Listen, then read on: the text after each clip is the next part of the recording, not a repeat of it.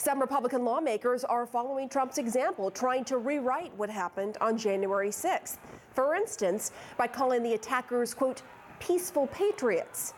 465 arrests suggest otherwise.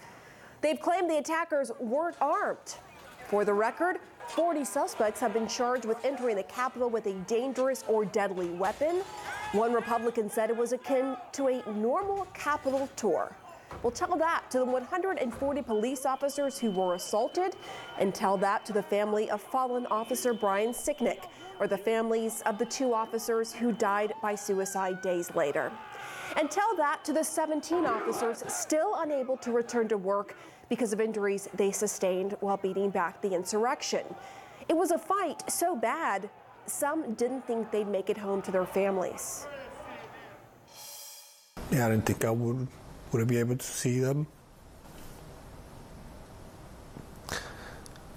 I went to my son's bed and gave him a hug. He was asleep still. Give him a big kiss. And I just started crying.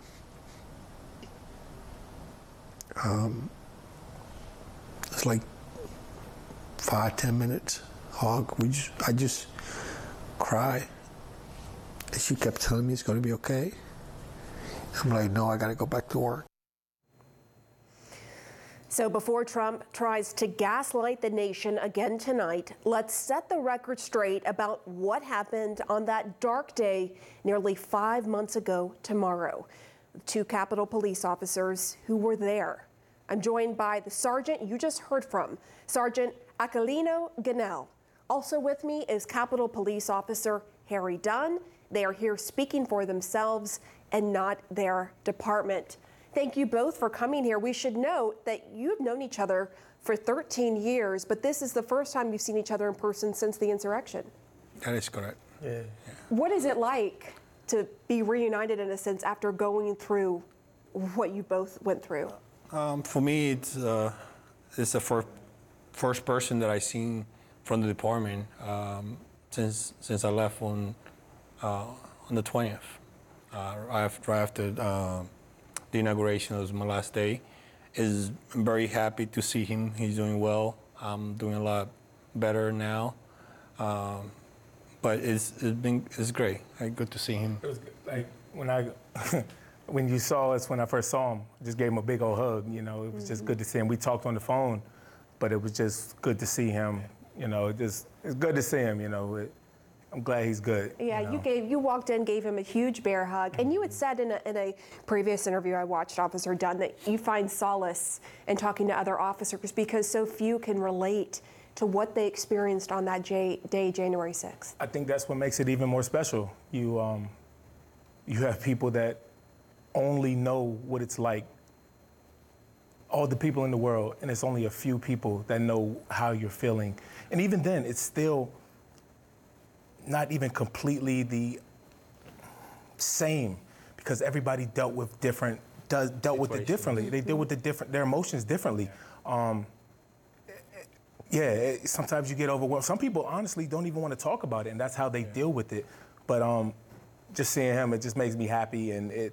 Mm-hmm. Yeah. And you're part of what inspired him to just speak out in recent days, right? Yes, you were not seeking the limelight, but you felt compelled to come out. It either. And you weren't seeking it either. I'm just seeking the truth. That is correct. Seeking the truth. Last week when I'm sitting in my bed or just eating, and I see Officer Signey family, I see Officer Dunn and Fanon right next to them, and I see them pleading to these senators or going to their offices and pleading, hey, support this, we deserve this.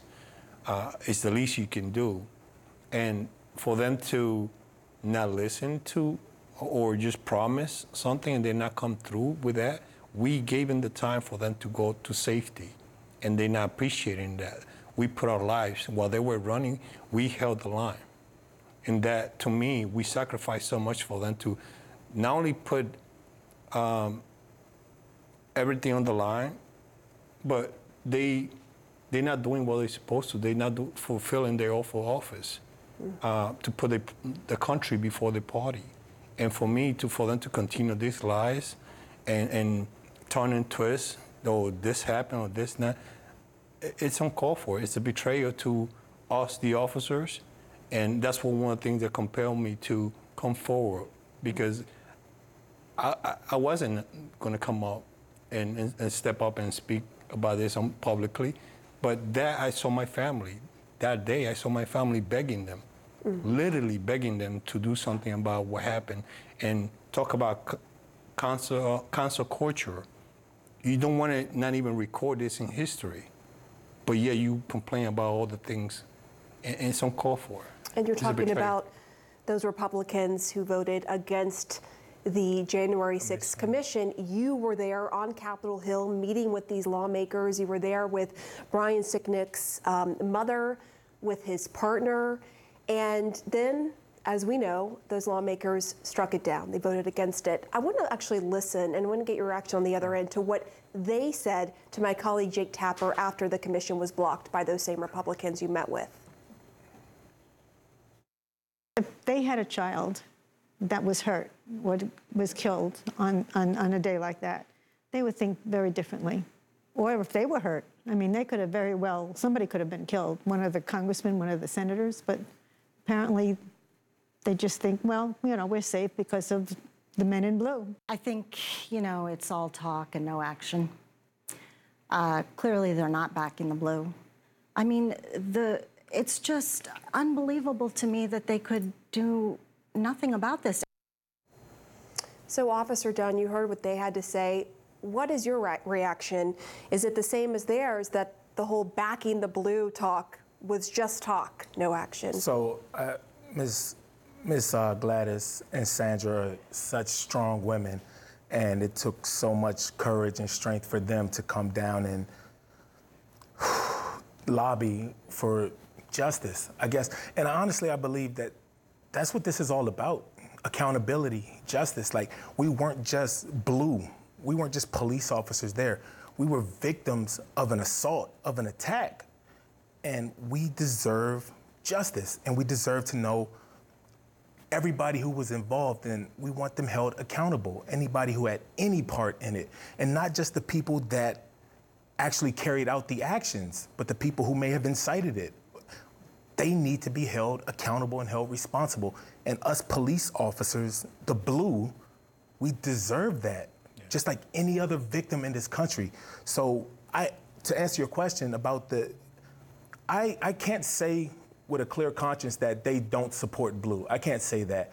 I do believe that they're getting their judgment clouded with politics, and it has nothing to do with politics. It has everything to do with what's right and what's wrong. And your conscience, like Liz Cheney, who is a conservative, I believe she's voted with Trump 90+% of the time. Yeah. She is ousted for not lying. I just feel like a lot of people need to follow their conscience and get out of they're in their own way. Tell the truth.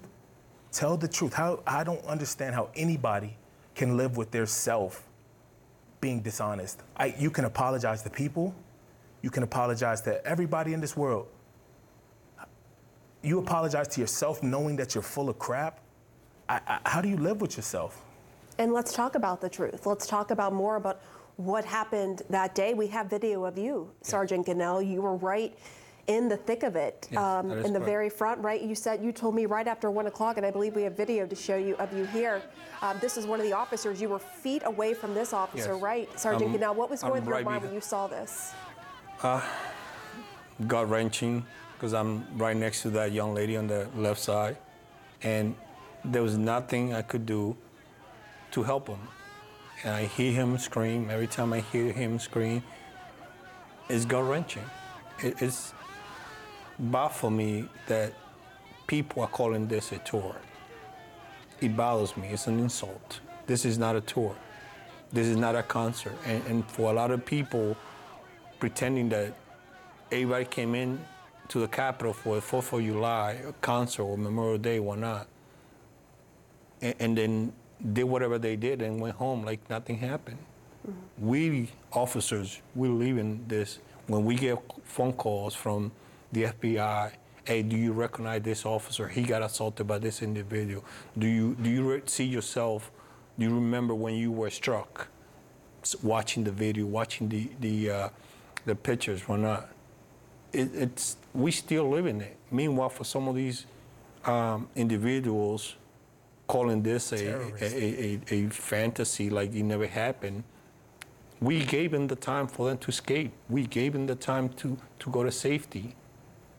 And thinking that when they do come back, and they did came back that day, luckily, and with also our doing, none of them got hurt.